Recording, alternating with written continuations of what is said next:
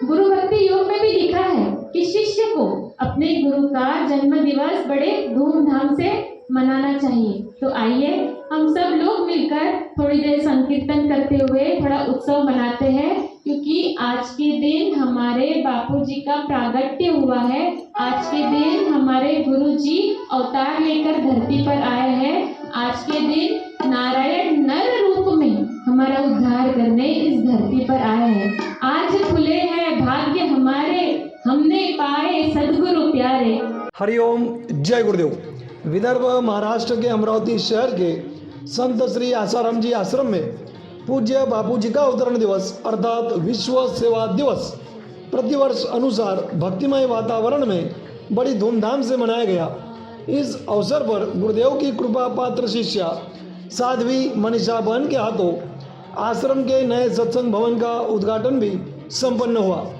गुरुदेव की आज्ञा का, गुरुदेव के सिद्धांतों का उल्लंघन करके इधर उधर भटकने वालों के लिए दीदी ने जो कहा है वो सुनकर स्वामी यूट्यूबानंद महाराज को बहुत मिर्ची लगेगी।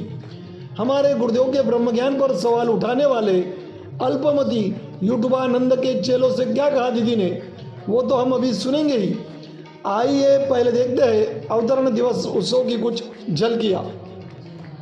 शादी में फिल्मी गीतों पर नाचने वाले चेले बोलते हैं कि बापूजी के साधक गुरु के जेल में होते हुए भी खूब नाचते गाते हैं। होटलों में खाने वाले वे लोग बोलते हैं कि बापू के साधक मौज करते हैं। तो लो देखो हमारी मौज, दीदी ने खूब नचाया, हमको हंसाया और रुलाया भी हमारे गुरुदेव की याद में। हमारा ये नाचना गाना देखकर स्वामी यूट्यूबानंद और उनके चेलों को पीड़ा होती है तो भाई वे तो आजीवन रोते ही रहेंगे, क्योंकि बापू के दीवाने हैं ये, इनको आप रोक नहीं सकते। इनकी गुरु भक्ति देखते रहिए, जलते रहिए, रोते रहिए। जो सच्चे साधक है, गुरु के प्यारे हैं, वो कभी नाचते हैं, गाते हैं तो कभी गुरुदेव की याद में आंसू बहाते हैं। वो जानते हैं कि केवल और केवल गुरुदेव ही तारणहार है। नैया पार न लगे गुरुदेव के बिना, नैया पार न लगे गुरुदेव के बिना।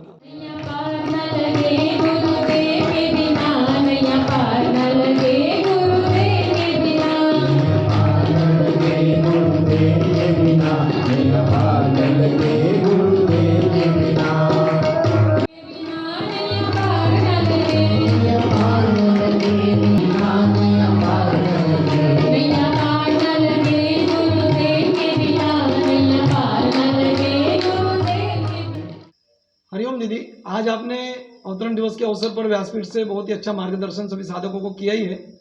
अपने चैनल के दर्शकों के लिए मैं खास पुनः एक बार आपसे ये निवेदन कर रहा हूँ कि जो साधक भ्रमित हो रहे हैं, भटक रहे हैं, तो उनके लिए आप क्या, मतलब हमारे चैनल के दर्शकों के लिए खास आप ये संदेश क्या दोगे कि क्या करना चाहिए और गुरुदेव से कैसे निभाना चाहिए?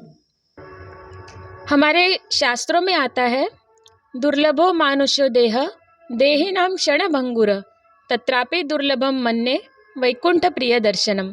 शास्त्र कहते हैं कि हमें जो ये मनुष्य शरीर मिला है ये बड़ा ही दुर्लभ है, और उससे भी ज़्यादा दुर्लभ है संतों का, भगवान के प्रियजनों का सत्संग, सानिध्य, मार्गदर्शन मिलना। तो ये हमारे लिए बहुत ही ज़्यादा सौभाग्य की बात है कि हमें पूज्य बापू जी जैसे ब्रह्मज्ञानी सद्गुरु मिले हैं, उनकी चरण शरण मिली है, उनका मार्गदर्शन मिला है, ब्रह्मज्ञान का सत्संग हमें इस जन्म में मिला है। किंतु हमारा कर्तव्य क्या है? हमारा कर्तव्य यही है कि हम उनके चरणों में लगे रहे, उनके चरणों में हमारी निष्ठा बनी रहे और जीवन के अंतिम क्षण तक हम उनसे निभा लें। यही हमारा कर्तव्य है।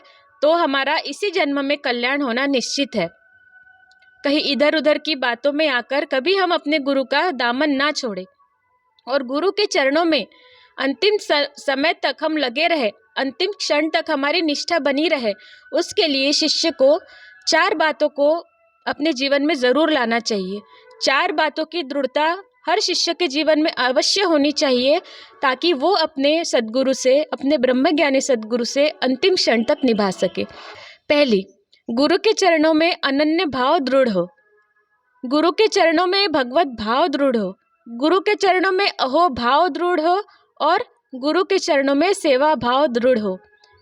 इन 4 भावों की दृढ़ता शिष्य को मदद करेगी गुरु से अंतिम क्षण तक निभाने में। तो गुरु के प्रति अनन्य भाव क्या है? तो भगवान श्री कृष्ण भगवद गीता में कहते हैं, मयि च अनन्य योगे न भक्ति अव्यभिचारिणी। भगवान श्री कृष्ण क्या कहते हैं? भक्ति कैसी होनी चाहिए? अनन्य योग के द्वारा होनी चाहिए और अव्यभिचारिणी होनी चाहिए। तो अनन्य योग क्या है? गुरु के चरणों में अनन्य भक्ति या अनन्य निष्ठा क्या है? गुरु के चरणों में अनन्य निष्ठा यही है कि इस पूरे ब्रह्मांड में मेरे गुरु से ज़्यादा श्रेष्ठ और विश्वसनीय अन्य कोई नहीं है। फिर से दोहराती हूँ कि मेरे गुरु से ज़्यादा श्रेष्ठ और विश्वसनीय इस पूरे ब्रह्मांड में कोई नहीं है। ये है शिष्य की गुरु के प्रति अनन्य निष्ठा। जैसे हम व्यवहार में कहते हैं कि फलाना व्यक्ति मेरे लिए मेरे भाई जैसा है या पुत्र जैसा है, या ये मेरे लिए मेरी माँ जैसी है, माँ समान है, पिता समान है। हम ऐसे शब्दों का प्रयोग व्यवहार में करते हैं, किंतु पति पत्नी के संबंध में, पति पत्नी के रिश्ते में हम कभी भी ये नहीं कहते, कोई भाई ये नहीं कहता कि ये व्यक्ति मेरे लिए मेरे पत्नी जैसी है या फलाना व्यक्ति मेरे लिए मेरे पति जैसा है। ऐसा शब्द हम पति पत्नी के रिश्ते में कभी भी उपयोग नहीं करते, क्योंकि पत्नी का स्थान या पति का स्थान अन्य जीवन में दूसरा कोई नहीं ले सकता। उसी तरीके से गुरु और शिष्य के संबंध में हम कभी भी ये नहीं कह सकते कि फलाना व्यक्ति मेरे लिए मेरे गुरु जैसा है या मेरे गुरु का ही प्रतिरूप है या ये इनका मेरे जीवन में मेरे गुरु के जैसा ही स्थान है। ऐसे शब्दों का प्रयोग हम गुरु शिष्य के संबंध में नहीं कह सकते। जैसे पति पत्नी के संबंध में, पति पत्नी के रिश्ते में अगर हम ऐसा कहते हैं तो ये व्यभिचार माना जाता है, वैसे ही गुरु शिष्य के संबंध में अगर हम ऐसा कहते हैं कि ये हमारे गुरु के ही प्रतिरूप है, ये गुरु के जैसे ही है या इनका स्थान गुरु के जितना ही है, तो ये गुरु शिष्य संबंध में आध्यात्मिक मार्ग में व्यभिचार कहा जाएगा। इसे आध्यात्मिक मार्ग का व्यभिचार कहा जाता है, गुरु शिष्य के संबंध का व्यभिचार कहा जाता है।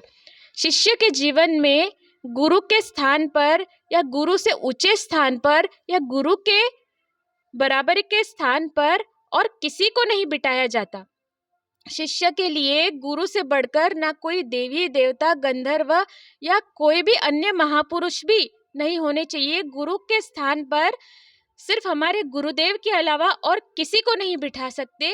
ये होती है शिष्य की गुरु के प्रति अनन्य निष्ठा। और जो अनन्य निष्ठा बनाए रखने में सफल होता है वही गुरु के पूर्ण कृपा पाने में सफल होता है और अपने जीवन में इसी जन्म में अपना कल्याण करने में सफल होता है और गुरु से निभाने में सफल होता है। अगर गुरु के चरणों में शिष्य की अनन्य निष्ठा नहीं होगी तो वो अपने गुरु से नहीं निभा पाएगा। किसी और से प्रभावित होकर, किसी और की बातों में आकर या कोई और शास्त्र के माया जाल में वह व्यक्ति उलझ जाएगा। कोई व्यक्ति हमारे जीवन में या हमारे मन में कोई भ्रांति डालता है, कोई बातें हमको बताता है, कुछ शास्त्र का ज्ञान देता है और अपनी बात सही सिद्ध करता है, और उसकी सही सिद्ध की हुई बात को हम अगर उसको सत्य मान लेते हैं, गुरु की बात को हम काट देते हैं, तो वह शिष्य गुरु के चरणों में अनन्य भाव नहीं रख रहा है और वो गुरु से नहीं निभा पाएगा। कोई भी बात की सत्यता को प्रमाणित करने के लिए 3 बातों को ध्यान में रखना चाहिए कि श्रुति, युक्ति और अनुभूति के द्वारा वो बात सत्य प्रमाणित होनी चाहिए, क्योंकि तर्क के द्वारा सही को गलत और गलत को सही साबित किया जा सकता है, किंतु गुरु के मुख से निकले हुए वचनों के लिए तो शास्त्र प्रमाण की भी आवश्यकता नहीं है। गुरु के वचन शास्त्र प्रमाणित ना भी हो तो भी उनकी बात जो कि त्यों स्वीकार करनी चाहिए, क्योंकि गुरु गीता में आता है कि गुरु की बात सही हो या झूठी उसका कभी भी उल्लंघन नहीं करना चाहिए। अपने गुरुदेव को कभी भी गलत या झूठा साबित नहीं करना चाहिए। अपने गुरु में हमेशा भगवत भाव रखना चाहिए, गुरु में हमेशा ईश्वरीय गुणों को रखना चाहिए। ये गुरु गीता और गुरु भक्ति योग हमें सिखाता है। और पूज्य बापूजी के वचन है, सत्संग में पूज्य बापूजी ने कहा है कि इस कलयुग में मनुष्य की बुद्धि ऐसी हो जाती है कि गुरु गीता और गुरु भक्तियों का आश्रय लिए बिना, पठन मनन चिंतन किए बिना उसे गुरु से निभाने की अकल ही नहीं आएगी। ये पूज्य बापू जी के वचन हैं। तो गुरु से अंत समय तक निभाने के लिए, अनन्य निष्ठा रखने के लिए गुरु भक्ति योग और गुरु गीता के सिद्धांतों को जीवन में लाना बहुत आवश्यक है। हमारा बहुत सौभाग्य है कि आज के दिन, अवतरण दिवस के दिन, हमारे पूज्य बापू जी हमारे कल्याण के लिए धरती पर अवतार लेके आए हैं। समाज का, विश्व का कल्याण करने के लिए धरती पर अवतार लेके आए हैं। नर रूप में नारायण है हमारे पूज्य बापू जी। और जब भी कोई अवतार लेकर धरती पर आते हैं, कोई भी महापुरुष या भगवान साक्षात नारायण अवतार लेकर धरती पर आते हैं, तो किसी विशेष कार्य के लिए आते हैं। इसलिए भगवत गीता में कहा है कि जन्म कर्म चमे दिव्यम, उनके जन्म और कर्म दिव्य होते हैं, साधारण लोगों जैसे नहीं होते हैं कि उनके कर्मों की तुलना साधारण लोगों से की जा सके। परित्राणाय च साधूनां विनाशाय च दुष्कृतां धर्म संस्थापनार्थाय शंभवामि युगे युगे। किसी विशेष कार्य के लिए, समाज में बहुत बड़ा परिवर्तन लाने के लिए ऐसे महापुरुष धरती पर अवतार लेके आते हैं। तो वो केवल भक्तों के भावों को पुष्ट करने के लिए, भक्तों की मनोकामनाएं पुष्ट करने के लिए, भक्तों की इच्छाएं पूर्ण करने के लिए, भक्तों को आनंदित उल्लासित करने के लिए ही केवल धरती पर नहीं आते हैं।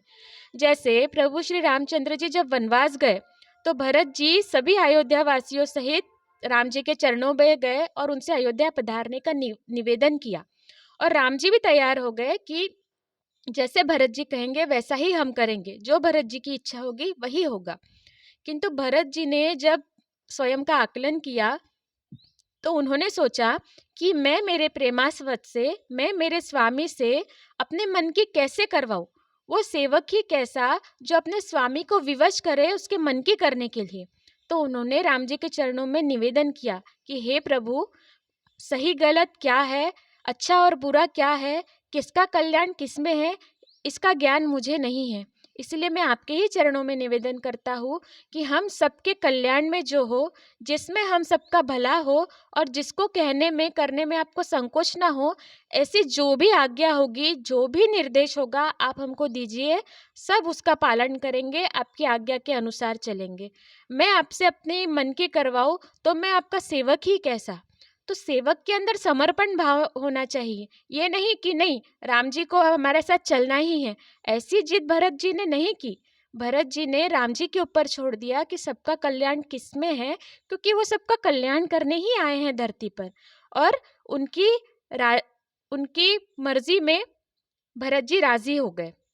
वैसे ही भगवान श्री कृष्ण भी जब धरती पर आए थे तो वह केवल गोपियों के साथ रास खेलने के लिए या छछियन भरी छाछ पर नाचने के लिए या गोप बालों के लिए मक्खन चुराने के लिए, उन लोगों को आनंदित करने के लिए या यशोदा मैया का दुलारा बन के रहने के लिए ही केवल नहीं आए थे।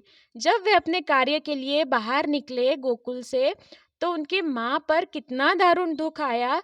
सभी ग्वाल बाल गोपियाँ विरह में तड़पने लगी।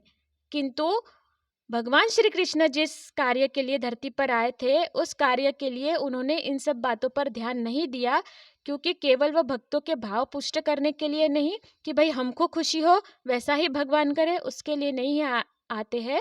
वे विशिष्ट कार्य के लिए धरती पर आते हैं। तो आपका, हमारा सबका बहुत बड़ा सौभाग्य है कि ऐसे युग पुरुष, युग प्रवर्तक संत के चरणों में हमें स्थान मिला है। तो हमारा कर्तव्य है कि उनके निर्देशों का पालन करें।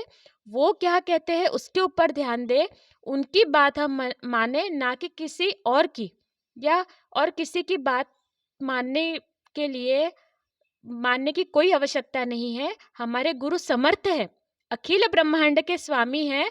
उनके सामर्थ्य पर शंका करना तुच्छ बुद्धि का परिचय देना है। भ्रुकुटी विलास सृष्टि लय होई, ऐसे हमारे सद्गुरु है। तो हमें उनके मार्गदर्शन में चलना है, ना कि किसी और के मार्गदर्शन में। और हमें किसी और के मार्गदर्शन की आवश्यकता भी नहीं है। हमें हमारे गुरुदेव पे पूरा भरोसा है, उनके सामर्थ्य पे हमें पूरा भरोसा है, और उनके चरणों में हम लगे रहे, उसके लिए ये भरोसा बनाए रखना, ये निष्ठा बनाए रखना, ये हमारी जवाबदारी है। तो सभी दर्शकों से मैं यही निवेदन करूंगी आज अवतरण दिवस के पवित्र दिन पे, मंगलमय दिन पे, कि हम सभी गुरुदेव के चरणों में प्रार्थना करते हैं कि गुरुदेव हम कभी भी किसी की भ्रांति में बातों में ना आए, कहीं उलझे ना, कहीं भटके ना, अंत समय तक आपके चरणों में लगे रहे, आपसे हम निभा सके, ऐसी मति आप हमें देना, ऐसी सूझबूझ आप हमें देना, और आपकी अहेतु की कृपा सदैव हम सभी साधकों पर, भक्तों पर बनी रहे। यही आपके चरणों में निवेदन, और सभी साधकों को सादर हरिओम।